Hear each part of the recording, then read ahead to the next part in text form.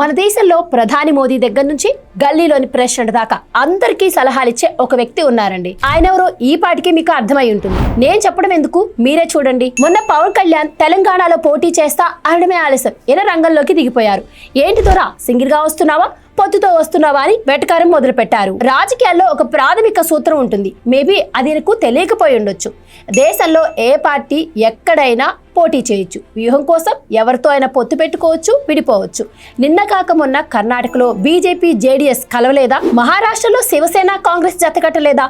దేశ రాజకీయాల్లో ఇవన్నీ కామన్ అయినప్పుడు ఒక్క పవన్ కళ్యాణ్ తెలంగాణలో పోటీ చేస్తే మాత్రం అంత వెటకారం ఎందుకు? ప్రశ్నిస్తే అందరినీ ఒకేలా ప్రశ్నించాలి. పవన్ కళ్యాణ్ సనాతన ధర్మం అన్న, మహిళా రిజర్వేషన్ బిల్లు కోసం మాట్లాడిన ప్రకాష్ రాజ్ గారికి ఊరికే కోపం వస్తుంది.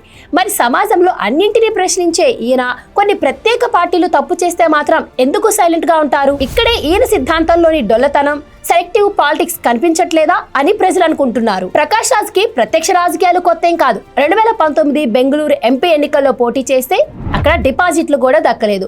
పోనీ మా ఎన్నికల్లో నిలబడ్డప్పుడైనా గెలుస్తారా అంటే అక్కడ కూడా ఘోర పరాజయం పాలయ్యారు. క్షేత్రస్థాయిలో ప్రజల మద్దతు కూడగట్టడం ఎంత కష్టమో ఆల్రెడీ ఆయనకు ఎక్స్పీరియన్స్ అయింది. అలాంటి ఆయన కూర్చొని ట్విట్టర్లో వేలెత్తి చూపించడం హాస్యాస్పదం కాదంటారా? పొత్తు పెట్టుకుంటారా, సింగిల్ గా వెళ్తారా అన్నది ఆ పార్టీ ఇష్టం. పోనీ తప్పుంటే ఎన్నికల్లో ప్రజలే బుద్ధి చెప్తారు. అంతేకాని క్షేత్రస్థాయిలో బలం లేకుండా ఇలా సోషల్ మీడియాలో కూర్చొని ప్రతి దానికి వంకర ప్రశ్నలు వేయడం ఎంతవరకు కరెక్ట్? సమాజాన్ని మార్చాలి అనే తపన ఉంటే ఏదైనా పార్టీలో చేరి గెలిచి చూపించాలి. అంతేకాని ఇంట్లో కూర్చొని ఇలా ట్వీట్లు చేస్తూ పవన్ నే టార్గెట్ చేస్తే రేపు జనాలు ప్రకాష్ రాజ్ ను చూసి మీ అడ్రస్ ఏంటి ద్వారా జస్ట్ ఆస్కింగ్ అని అడగడం ఖాయం. ఈ వీడియోపై మీ ఒపీనియన్ ఏంటో కమెంట్ చేయండి.